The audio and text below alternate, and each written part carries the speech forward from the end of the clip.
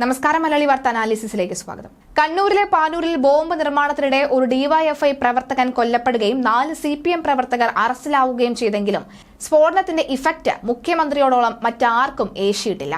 വിവാദങ്ങളും കേസും ആരോപണങ്ങളും ആക്ഷേപവും കൊണ്ട് ക്യാപ്റ്റന്റെ കപ്പൽ മുങ്ങിത്താഴ്ന്നുകൊണ്ടിരിക്കുമ്പോഴാണ് പാർട്ടിക്കാർ ബോംബിട്ടത്. CPMന് ഇതൊന്നും പുത്തരിയല്ലെങ്കിലും നിലവിലെ രാഷ്ട്രീയ സാഹചര്യത്തിൽ വലിയ തിരിച്ചടിയാണുള്ളത്.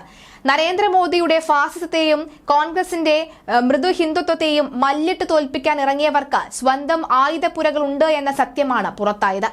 ഇതിനെ എങ്ങനെയൊക്കെ പ്രതിരോധിക്കാൻ നോക്കിയാലും ജനം വിശ്വസിക്കില്ല. ആകെപ്പാടെ ചെയ്യാവുന്ന കാര്യം പ്രതികളെ തള്ളിപ്പറയുക എന്നതു മാത്രം. അതുകൊണ്ട് യാതൊരു പ്രയോജനവും ഉണ്ടാകില്ല.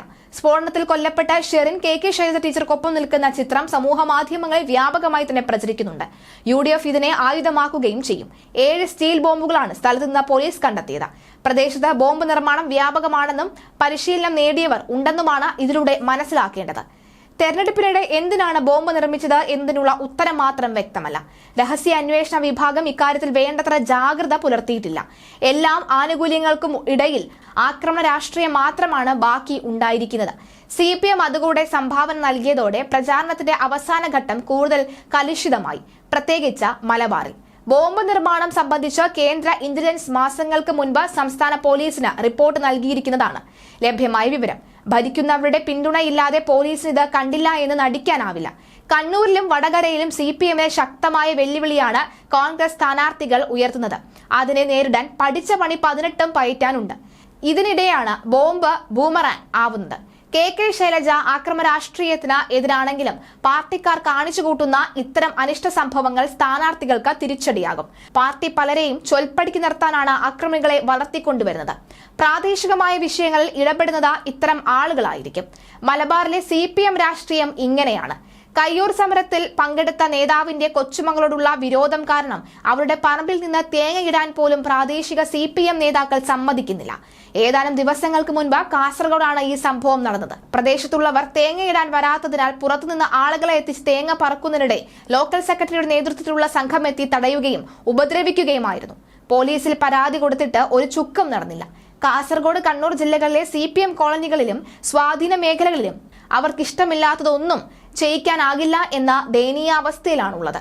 മാടമ്പിമാരായ നേതാക്കളെ ഭയന്നാണ് നാട്ടുകാർ ജീവിക്കുന്നത്. ഇവരാണ് വലതുപക്ഷ ശക്തികൾക്കെതിരെ നിരന്തരം പോരാടുന്നതും. മനുഷ്യത്വത്തിന്റെ കണിക പോലും കാണാൻ കഴിയാത്ത ഇത്തരം നേതാക്കളെ പുറത്താക്കാൻ CPM തയ്യാറാകുന്നില്ല. മറ്റ് പാർട്ടികളുമായുള്ള അക്രമത്തിന് അയവ് വന്നത് അടുത്ത കാലത്താണ്. അതിനു മുമ്പ് കണ്ണൂരിൽ അശാന്തിയുടെ നീക്കങ്ങളായിരുന്നു. പാർട്ടിക്ക് വേണ്ടി ജീവിതത്തിന്റെ മുക്കാൽ സമയം ചെലവഴിച്ച TP ചന്ദ്രശേഖരൻ RMP രൂപീകരിച്ചതോടെ യാതൊരു ദയയുമില്ലാതെ കൊല്ലപ്പെടുത്തിയവരാണ് CPMകാർ. മനുഷ്യത്വമില്ലായ്മയുടെ അങ്ങേയറ്റം ക്രൂരമായ മുഖമാണത്. അവരെ സംബന്ധിച്ച് ബോംബ് നിർമ്മാണവും അതിനിടെ ഒരു മനുഷ്യജീവൻ ഇല്ലാതാകുന്നതും വലിയ കാര്യമല്ല. അവസരം കിട്ടിയിരുന്നുവെങ്കിൽ കൊല്ലപ്പെട്ടവരെ രക്തസാക്ഷിയാക്കാനും ശ്രമിച്ചേനെ. K. സുധാകരൻ മുമ്പ് പറഞ്ഞൊരു സംഭവമുണ്ട്. കണ്ണൂരിലെ ഒരു ഗ്രാമത്തിലൊരിക്കൽ ഒരു CPM പ്രവർത്തകനോടുള്ള എതിർപ്പ് കാരണം പാർട്ടി അവനും കുടുംബത്തിനും ഊരുവിലക്ക് ഏർപ്പെടുത്തി. ഇതിനിടെ അയാളുടെ വീട്ടിലൊരു മരണം നടന്നു. നാട്ടുകാരും അവിടേക്ക് തിരിഞ്ഞുപോലും നോക്കില്ല എന്ന് മാത്രമല്ല, ആ വീട്ടിലേക്കുള്ള വൈദ്യുതിയും വിച്ഛേദിച്ചു. ഇതറിഞ്ഞ സുധാകരൻ വാഹനങ്ങൾ കുറെ ആളുകളുമായി ചെന്ന് വീട്ടുകാരെ ആശ്വസിപ്പിക്കുകയും കറണ്ട് എത്തിക്കാനുള്ള ഏർപ്പാട് ചെയ്യുകയും ചെയ്തു. ഇത്തരത്തിലുള്ള നിരവധി നിഷ്ഠൂരമായ കാര്യങ്ങൾ കണ്ണൂരിൽ അരങ്ങേറുന്നുമുണ്ട്.